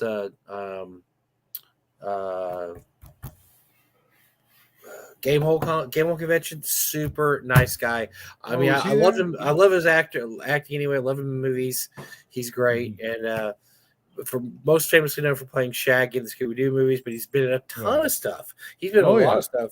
Remember, he's in the new Five Nights at Freddy movie. He's the bad guy. So, yeah, super nice guy. He was talking to Jim Kitchen whenever I introduced myself, said, I love The Bridge. The Bridge is a great show. He was a sleazy reporter in The Bridge, and he he shared the bomb out with me that, I DM the writers of that show, and they're still in my DM group. Like, whoa, really? That's so cool. He goes, yeah, they're still in my gaming group. They're still in my gaming group. So nice guy, super nice guy. One of my favorite things he ever did, it was a cameo. And this is one of those movies where I say, I like this movie so just to see everybody cringe. I like Looney Tunes back in action, and I love his cameo in there where he's being roasted by Shaggy and Scooby for the movie. Yeah. I thought you were saying Serial Mom or something really offbeat like that he was in. No. Something really, really minor that he was in. But yeah, he's a great character actor. He's a good kid. He's a funny guy. Anyway, he was really nice. The nice guy. Good to meet him. I'd seen him a bunch of times at Game Hall. I never introduced myself. Yeah, that's the same thing, TT.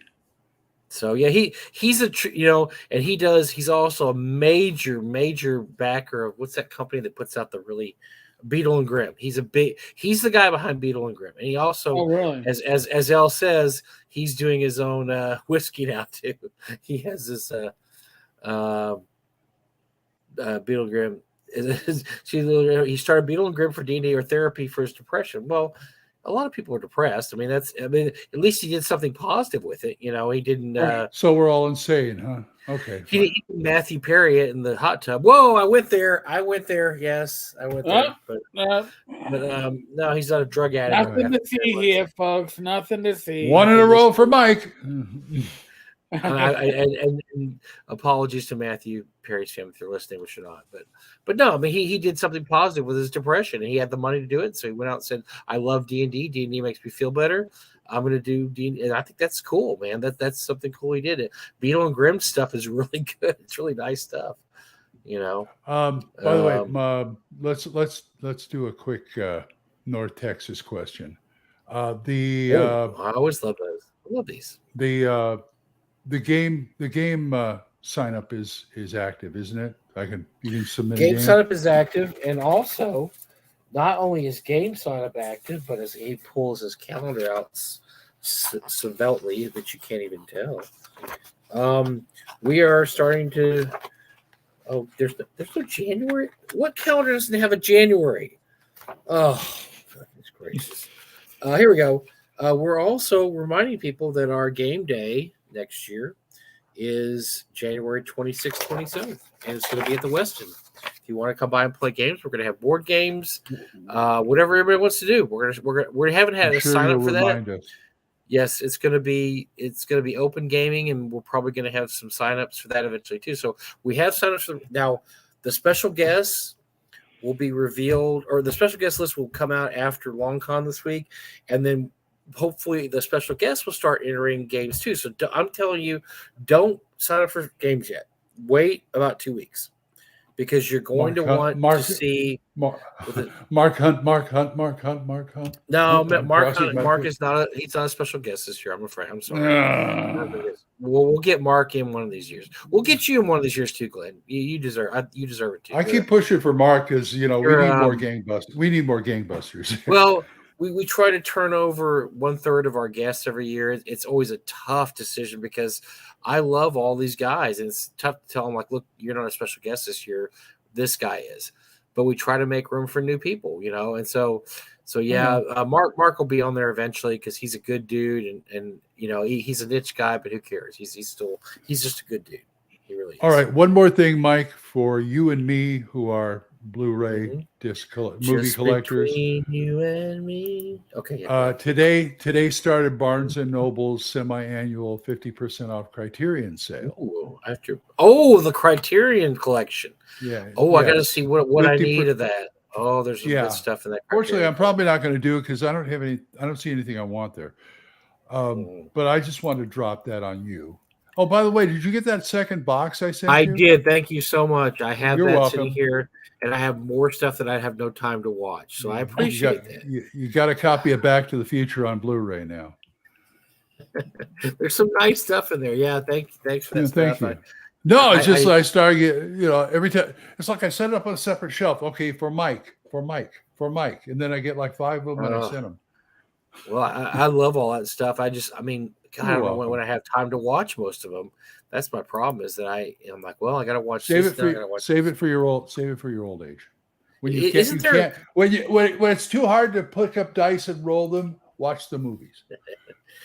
Isn't there a channel somewhere where it's just Criterion movies? Yeah, the Criterion channel. The Criterion Channel. Okay. Yeah. That's I good think you can get stuff. it on like Roku and other places. So there's some. I have a few Criterion collections, and they will play movies on there you don't see in the collection. I've got Scanners, which is, believe it or not, it's a Criterion collection. Yes, it movie. is. And yes, it is. The Great Escape, which is my favorite war movie growing up. Another one, yeah. Criterion. What did I just? I think The Trial was the last one. The last one I got. The other ones are like, I just. Oh, here's one. Here's one. Well, they're. I mean, the Criterion collection is not. You would think, oh, this is just the best movies. It's just movies that have cultural significance. I mean, so they have stuff like Blue Velvet or something weird, really weird. I got that. It's not just regular stuff. So there's some cool stuff. I've got Eraserhead and Blue Velvet from. Eraserhead from what's his name? I can't remember the guy. David Lynch. Yeah. What I don't like about his he does this with Criterion too. They won't put a scene index on them because he wants people to sit there and watch it from the beginning to the end. Interesting. So they don't want you to jump around to certain scenes. In other words, no, he doesn't. That's one of his stipulations. Oh, Lynch does. Okay. Yeah, I know the Criterion was doing there. Okay. Yeah, and their movies are always they have just in there. Yeah, I still have to get Mulholland Drive. I might get that this time.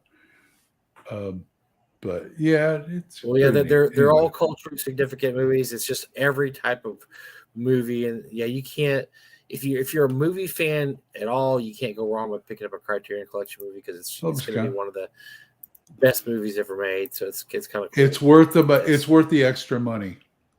And get them on sale. Get them on sale when you can. Twice a year, Barnes and Noble does this, and it runs for like a week or two. Yeah, I always forget about that.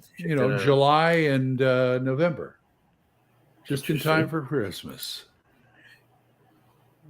And I know my friend Brian on Thaco's Hammer.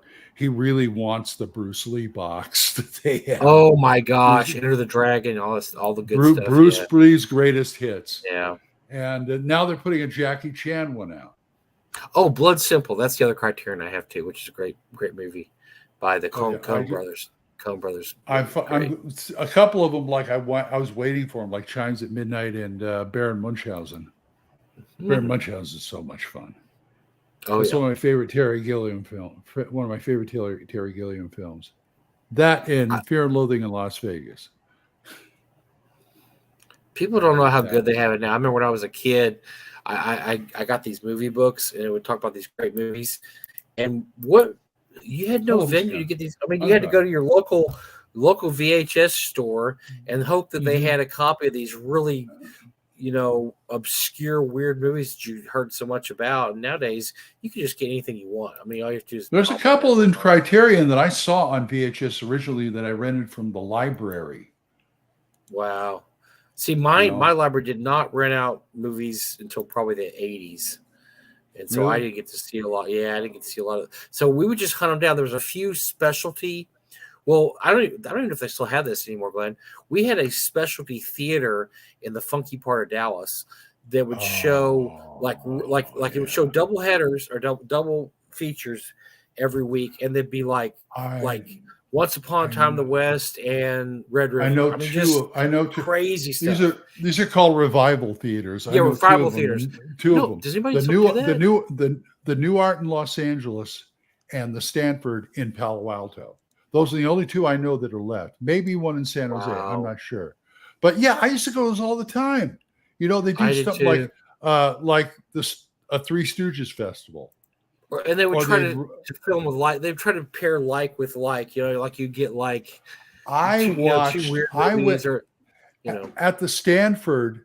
At the Stanford, I watched a double feature of the 5,000 Fingers of Dr. T with Jason and the Argonauts. Oh. And then we got out and there was a midnight show around the corner of another theater showing Chinatown. One of my favorite double features of all time, and I had never seen either movie, Seven Samurai and Yojimbo, back to back. Yojimbo? And I was, wow. I was like, whoa, that's true. America's cinema has stolen everything it ever did from the Japanese movies. Well, did you these know? movies have been stolen from? Did you know that Mifune tried to sue Leone for ripping off Yojimbo and making fistful of dollars? Really? But then everybody he said that was a great movie, but it's mine. But here's the whole thing is though, how different do you get between an homage and a ripoff? And that's the problem. I think a lot of these guys say, "Oh, this is a homage to." I think they settled out of court, though. Probably, yeah. Yeah, but Yojimbo. I remember seeing Yojimbo in film class in college. Oh my gosh, revival theaters were so great. That was a big thing. I think VHS. I think home video kind of put a lot of them out of business. Absolutely killed it, but it also made it easier to get those movies so you could finally see. Like I remember when the movie came out in the early 80s called The Evil Dead, and everybody talked about it. How it's terrible, it's so disgusting, and it's this that. I couldn't find it anywhere, and then finally went to an old VHS specialty store, and they had it, and I was like, oh my god, this movie's great. I would never seen it. I would have never seen it otherwise. Yeah, I probably told this before, but there's a theater called Camera 3 in San Jose. Or is it Camera 1? Camera 1, but then they opened Camera 3 down the block. But it's a revival theater. And my girlfriend at the time and I used to go all the time because we lived near San Jose State, and it was near San Jose State. We could walk there. And well, the first times I went in there with her, she says, "Oh, this is a really nice theater." I says, "Yeah, it used to be a porn theater." How do you know? You didn't used to live here. I said, I know porn theaters. You walk into the theater. What do you see? The back of the wall in the projection room. The screen is behind you. You turn around. Yep. Yes, it is. Well, what is that for? It's in case you get busted by the cops. They walk in. They can turn the projector off real fast. They won't see anything. He says, "Yeah, that's porn theaters do that. This used to be a porn theater." Oh boy! Oh man! The knowledge that you know. When I win the lottery, whenever I do, we're going to start another revival. We're going to start a Criterion Revival Theater. Glenn. Yeah, but I want it built like a porn. I want it built like a porn theater. It'll be built like a porn theater. We will build like a porn theater. I will hire you to manage it. You can choose the movies. Oh my god! We don't have to make a cent. The best part is we don't have to make a cent because it doesn't matter. I'll be rich. That's right. That's right. Because I got it right back there. Yeah. Well, we'll have to pay rights and all, but that's part and parcel of the thing. But we're going to get movies out there.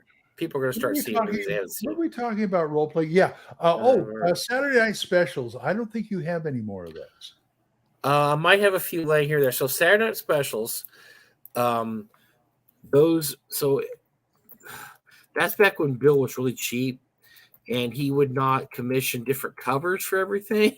And I remember all the Saturday Night Special has the same cover. All the Hex Chronicles had the same cover.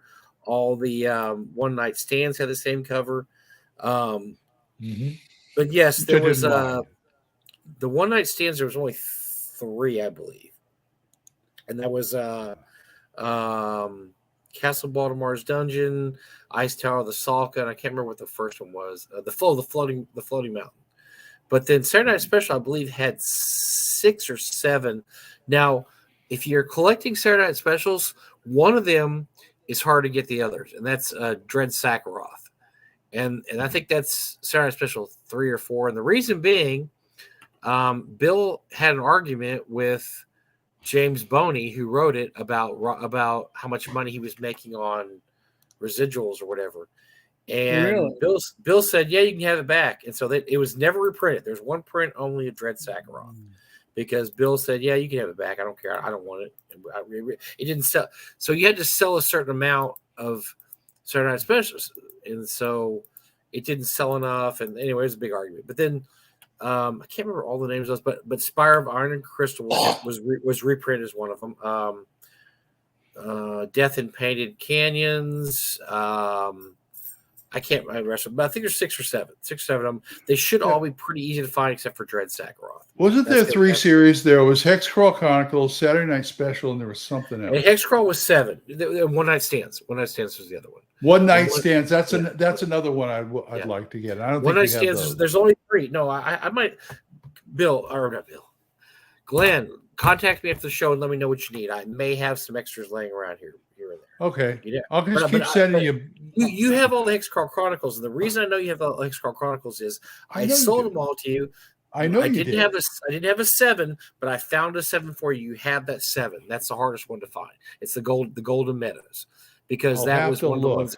You have it. I guarantee you have it. Okay. I sold it to you. Okay. If you don't, let me know. I can get you another copy. But yeah, the Hexcrawl Chronicles is good stuff too. Yeah, for some reason, those things fascinate me. Those Frog God, little modules like that. They just fascinate. They're really nice. They're actually pretty good. Most of them are of average or better quality, right? I mean, nothing's really bad in that. Although one of the worst modules ever written was the floating mountain, because whoever edited it did not notice the numbers were off in the room descriptions. So when you're reading the description for room number 4, you're really actually reading room 5, and it continues the entire module.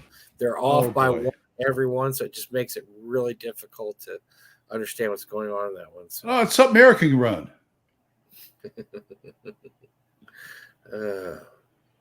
My God. I'm going to have to get a hold of. Are you familiar with DM Dave? He publishes 5e stuff. The reason I ask is because I don't think so. The reason. Well, wait a minute. I got to start here. Hang on. Nikki's Dog Brew. DM Dave Enterprise Publishing. Let me see what it says here. I don't think I've read anything. DM Dave. I have to do this without the glasses.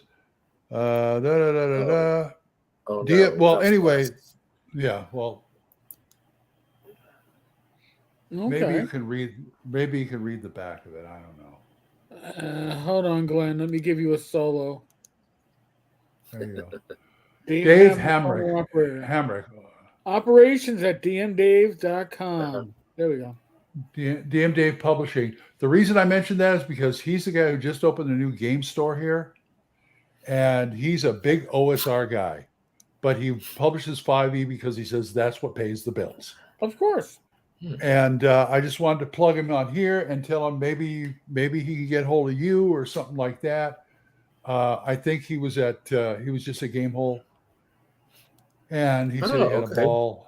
Wow, that's and cool. I thought you might know him, and there's a good connection there. Maybe he can get like a rent a table or something, like next to you or something, and sell his wares like David Donahoe does. Yes. And that other guy who sells it for way more expensive. I can't remember the guy's name. Every year it's like I bought one thing from here, and I only regret the money I paid for it. I still like it. It's a 1E DMG screen, but $50 is a bit much for the 1E DM screen. So I believe Dave Hargrave is a bit. Hargrave is Arduin. He was. And Arduin, I mean, he is deceased. No, this is not the same DM Dave. Yeah. Just pointing that out. All right. So holy crap. And if you need grooming in Oklahoma City, Nikki's Grooming and Boarding. There we go. I just had to pull that out. And Mike knows what this is like. Again, I overslept.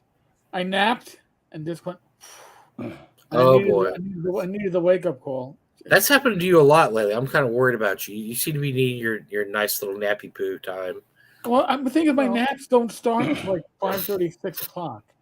So it's not like I'm like out for like hours. It's like by the time I'm getting deep into my nap, it's like, oh shit, it's showtime. Yeah, I had to message him on the phone. Yeah, that was good. Thank God. Good, thank goodness. Yeah. But hey, we got. Well, we lost this incredible 2 hours of magic here. Yeah. Special guest appearance of Michael Balato. Because I'm doing nothing on Friday nights. That shows you Especially when I'm up. Did I tell you? I think I said this earlier, but did I tell you that Gage's girlfriend loves my office because of all the game stuff? Because of all the cool stuff in there. Yes, who would? Yeah, he's been talking me up. Oh, how funny! And I loved it because I opened the closet. I said, "Here's my box sets of DVDs and Blu-rays." She opened it up. The first thing she said was, "Dick Van Dyke Show, cool." Oh, she didn't go, Dick Van Dyke Show. You're old. I said, how old are you? That's like awesome, man. She won my heart at that point. I mean, what an ego boost. I know. And you're thinking, where were these girls when I was that age? They weren't around. It's where they were at. There you go. Okay. I better shut up. I'm going to say something bad. There you go. Yeah. Yeah. Kill that. I'll say it off the air. Okay. Thank you. Glenn, as usual, thank you. Mike. You're welcome. Look at that. Mike gets in like an extra hit. Mike's like, hey, I had these extra co-hosts pop in on Wednesday.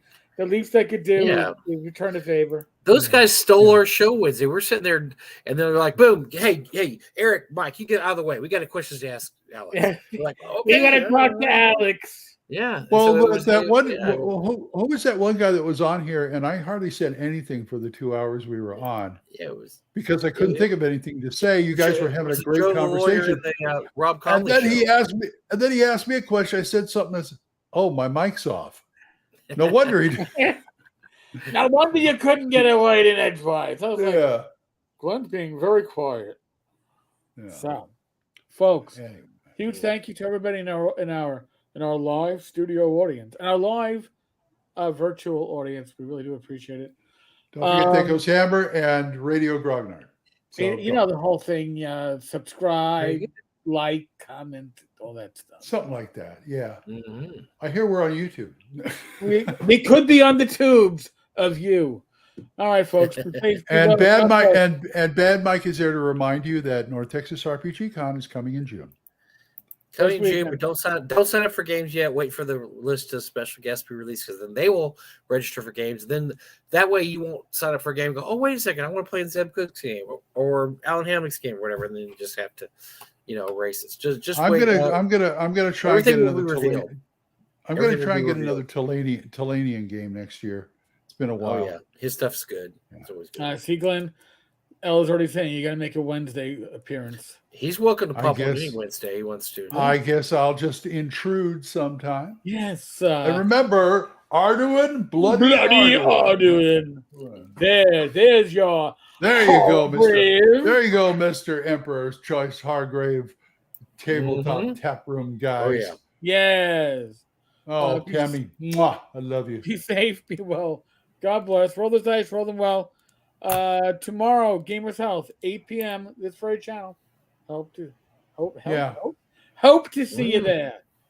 Good night, folks. Later.